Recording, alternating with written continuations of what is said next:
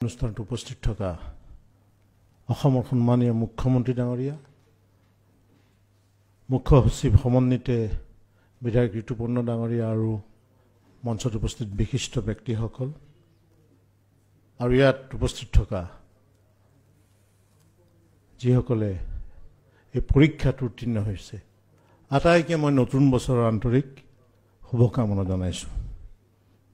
এইমাত্ৰ এজনী ছোৱালীয়ে বক্তব্যত কৈছে যে মোক এই পৰ্যায়লৈ নিবলৈ মোৰ দেউতাই চাকৰিৰ পৰা ৰিজাইন দিছিল। ঈশ্বৰ স্বৰ্গৰ ওখ আসনত বহি নাথাকে, পিতৃ মাতৃৰ স্নেহত ভগৱান লুকাই থাকে। গতিকে পিতৃ মাতৃ হৈছে ভগৱান সদৃশ। আৰু মই এটা কথা ভাল পাইছোঁ, এজন ইয়াত কেণ্ডিডেটে কৈছে যে মই এনেকৈ পৰীক্ষাত 3rd ডিভিজন পাইছিলোঁ, ফেইল কৰিছিলোঁ। আব্ৰাহাম লিংকনৰ আপোনালোকে জীৱনী পঢ়ি চাব, তেওঁ প্ৰথমবাৰতে ৰাষ্ট্ৰপতি হোৱা নাই, 3বাৰ হাৰিছে। APJ আব্দুল কালাম ডাঙৰীয়াই নো শব্দৰ অৰ্থ এব্ৰিভিয়েশ্যন নেক্সট অপৰচুনিটি বুলি কৈছে। 2007ত চিকিৎসা বিজ্ঞানৰ 3জন ব্যক্তিয়ে নোবেল প্ৰাইজ পাইছিল। তাৰ ভিতৰত এজন আছিল মেৰিঅ' কাপাচিঅ'। মেৰিঅ' কাপাচিঅ'য়ে 6 বছৰ গা ধোৱা নাছিলে। এই যে আমাৰ শিখৰ গুটকা খাই বহুত ল'ৰা ছোৱালী ঘূৰি ফুৰে, ষ্ট্ৰীট বয়, তেওঁলোকৰ মাজতো সম্ভাৱনা এটা লুকাই থাকে। আমাৰ ভূতপূৰ্ব ৰাষ্ট্ৰপতি প্ৰখ্যাত দাৰ্শনিক সৰ্বপল্লী ৰাধাকৃষ্ণনে কৈছিল, each individual has got divine potentiality in him, it is his duty to develop that potentiality, that possibility. প্ৰত্যেক ব্যক্তিৰ মাজত প্ৰচন্নভাৱে লুকাই থাকে দৈৱ শক্তি। সেই দৈৱ শক্তিক খান্দি উলিয়াই আনি মানুহৰ মুক্তি আৰু মংগলৰ কাৰণে কেনেকৈ ব্যৱহাৰ কৰোঁ, সেইটো ডাঙৰ কথা। সেই মেৰিঅ' কাপাচিঅ'ৰ মাকক নাজী বাহিনীয়ে ধৰি নি পেলাই জেলত দিছিল। মাক দেউতাকৰ যিহেতু মৰম পোৱা নাছিল, শিশু এটা যদি মাক দেউতাকৰ মৰমৰ পৰা বঞ্চিত হয়, সি কেতিয়াও প্ৰপাৰ হিউমেন বিং হ'ব নোৱাৰে। আৰু সেইকাৰণে ৰাস্তাই ৰাস্তাই ঘূৰি ফুৰিছিল এই শিখৰ গুটকাৰ নিচিনা বস্তু খাই, 6 বছৰ গা ধোৱা নাই। সেই মেৰিঅ' কাপাচিঅ'ৰ মাকৰ মুক্তিৰ পিছত দীঘলীয়া কাহিনী আপোনালোকে ইউটিউব মাৰিলে পাব, কিতাপতো পাব, এনচাইক্লোপিডিয়াত। 2007ত গৈ পেলাই তাত তেওঁ পেলাই নোবেল প্ৰাইজ পাবলৈ সক্ষম হৈছিল। 2টা বস্তু জীৱনত আপোনালোকে মনত ৰাখিব, এটা হৈছে সেল্ফ ৰেসপেক্ট এণ্ড সেল্ফ কনফিডেন্স। खुद ही को कर बुलंद इतनी कि हर तकदीर से पहले खुदा बन खुद बंदे से पूछे बता तेरी रजा क्या। আত্মবিশ্বাস শক্তিশালী থাকিলে, প্ৰতিবন্ধী বন্ধু এজন ইয়াত আছে দিব্যাং, ইৰা সিংঘল, তেওঁ UPSCত প্ৰথম হৈছিল। অৰুণিমা সিংহাক ট্ৰেইনৰ পৰা গুটিয়াই বাহিৰ কৰি দিছিল। সেইফালৰ পৰা অহা এখন ট্ৰেইন তেওঁৰ ভৰিৰ ওপৰলৈ উঠি গৈছিল। যোৱাৰ পিছত আমাৰ সাধাৰণতে মানুহৰ এটা স্বভাৱ, আমি বিষয়বস্তুৰ গভীৰতালৈ নোযোৱাকৈ মানুহৰ ওপৰত কমেণ্ট কৰোঁ। বহুতে কৈছিল এই ছোৱালীজনী বদমাছ, কোনোবাই কিবা কৰিলে অমুক তমুক, বিভিন্ন কথা। গোটেই নিশা তেওঁৰ সেই য'ত ভৰিৰ ওপৰেদি ট্ৰেইনৰ চকা উঠি গৈছিল তাত পোকে কাটিছিল। নেক্সট ডে নি যেতিয়া দিল্লী হস্পিটেলটোক ভৰ্তি কৰিছিল, তাৰপিছত ডক্টৰে কৈছিল যে তোমাৰ 2খন ভৰি কাটি দিব লাগিব। ভৰি কটাৰ পিছত ডক্টৰে সুধিছিল, যেতিয়া ছাকচেছফুলি অপাৰেশ্যন হৈ গ'ল, কাটি দিলে ভৰি, যে তোমাৰ জীৱনৰ লক্ষ্য কি? ইয়াত কৈছে যে কঠোৰ পৰিশ্ৰম কৰিলে আমি উপনীত হ'ব পাৰিম। দৃষ্টি থাকিলে লক্ষ্য নেহেৰুৱাই। অৰ্জুনে মাছৰ চকুটো দেখা পাইছিল। আৰু অৰুণিমা সিংহাই কৈছিল 2খন ভৰি কটাৰ পিছত যে মই এভাৰেষ্ট শৃংগ বিজয় কৰি দেখুৱাম। আৰু এভাৰেষ্ট শৃংগ বিজয় কৰি পেলাই দেখুৱাইছিল। পাঞ্জাৱৰ ওচৰত কৰ্ণাল এখন সৰু ঠাই, তাত কল্পনা চাওলা পঢ়িছিল এখন স্কুলত। ইয়াত যেনেকৈ নাও বিচাৰ কথা ক'লে কোনোবাই, what is your aim in life? টিচাৰে সুধিলে, সোধাৰ পিছত তেওঁ ক'লে যে I want to be an astronaut. গাঁৱৰ ছোৱালী, সৰু ছোৱালী কি এষ্ট্ৰনট হয়? ধমকি মাৰি বহাই দিছে। আমাৰ বহুতৰ এটা ধাৰণা থাকে, বহুত সৰু ল'ৰা ছোৱালীবিলাকে যেতিয়া কুৱেশ্যন কৰে তেওঁক ধমকি মাৰি পেলাই বহাই দিয়ে। তেতিয়া ক'লে যে নাই, মই এষ্ট্ৰনট হৈয়ে দেখুৱাম। আৰু দেউতাকে লৈ গ'ল আৰু কলম্বিয়া যান কেনেকৈ তেওঁ গ'ল, তাৰপিছত তেওঁৰ মৃত্যু হ'ল, কিন্তু গোটেই বিশ্বত তেওঁ নাম ৰাখি গ'ল।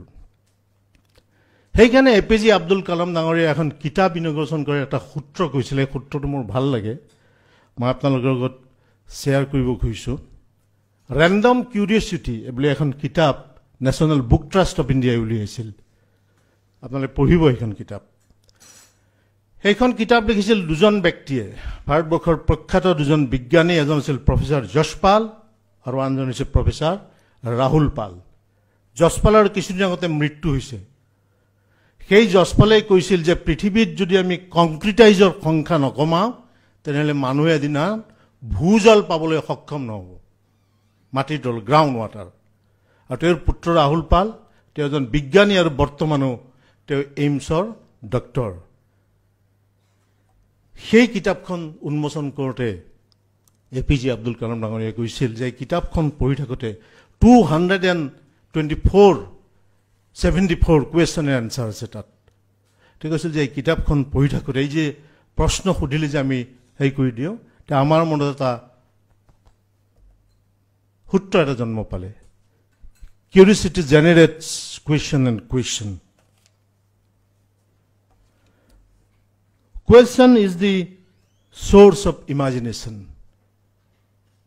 Imagination is the starting point of creativity. Creativity leads to thinking. Thinking provides you knowledge, and knowledge makes you great. Successful মানুহ হোৱাতকে আপোনালোকে successful human being হ'বলৈ যত্ন কৰিব। আৰু সেইকাৰণে সংস্কৃতত এষাৰ কথা কৈছে, বিদ্যা দদাতি বিনয়াত। এই যে আজিৰ এই অনুষ্ঠানটো ইয়াত আমি আয়োজন কৰিছোঁ, ইয়াৰ মূল কনচেপ্টটো হৈছে আমাৰ মাননীয় মুখ্যমন্ত্ৰী সৰ্বানন্দ সোণোৱাল ডাঙৰীয়া।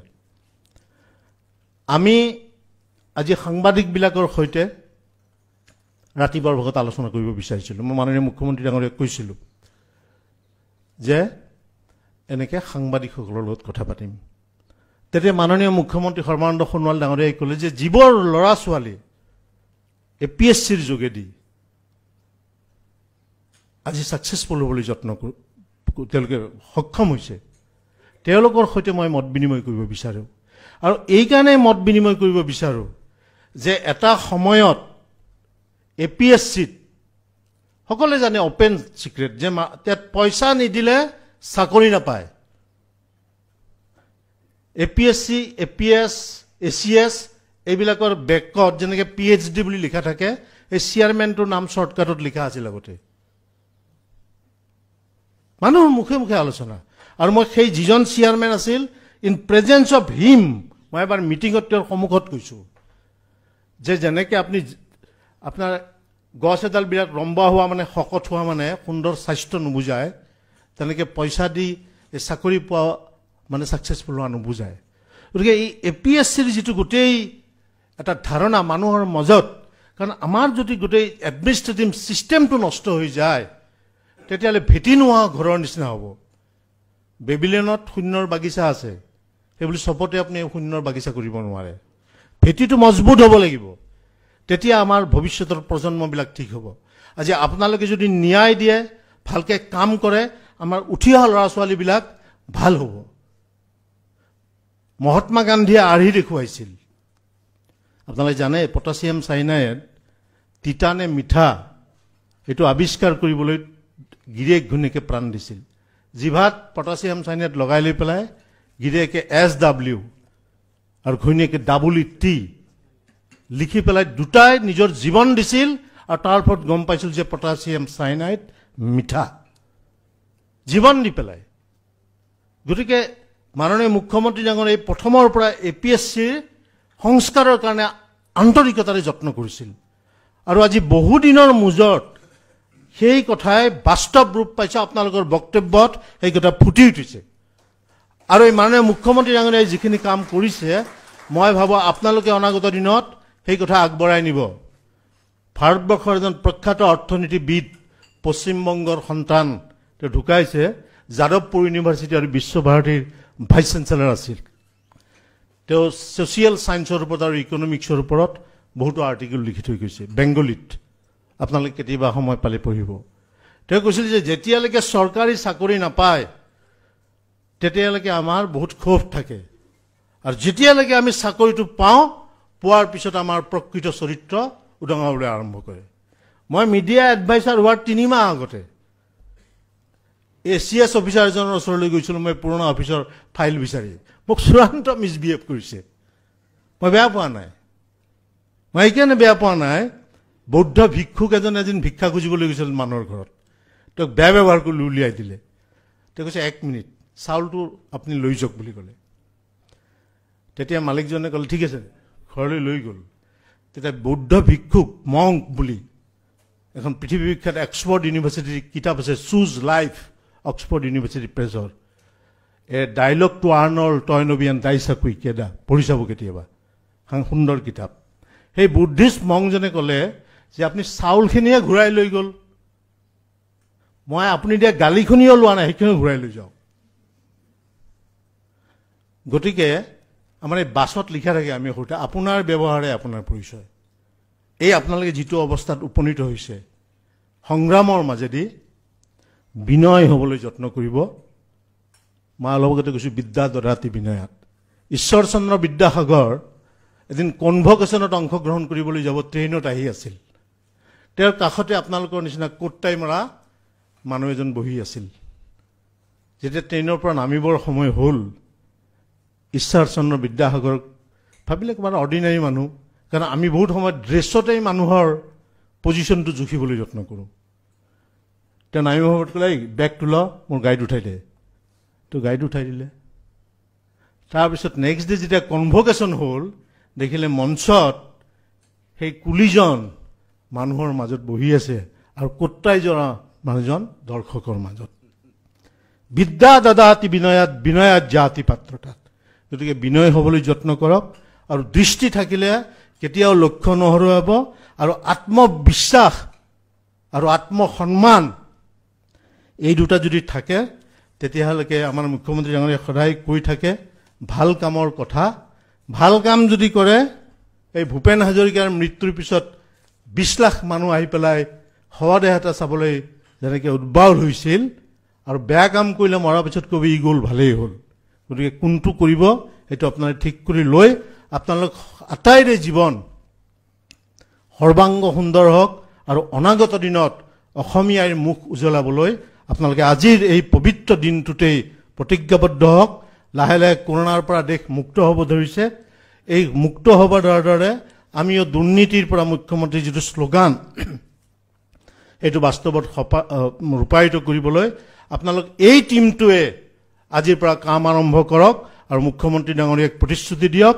আৰু মুখ্যমন্ত্ৰী এপিএছচিৰ যিটো সংস্কাৰ কৰিলে সেই সংস্কাৰক অনাগত দিনত আগবঢ়াই নি একজন সংস্কৃতিবান আৰু সাকসেসফুল হিউম্যান বিং হৈ আপোনালোকে আগবাঢ়ক এই কামনাকে কৰি আটাইকে পুনৰ মই শ্ৰদ্ধা জনাই আৰু নতুন বছৰৰ শুভেচ্ছা জনাই মোৰ বক্তব্য সামৰিছোঁ ধন্যবাদ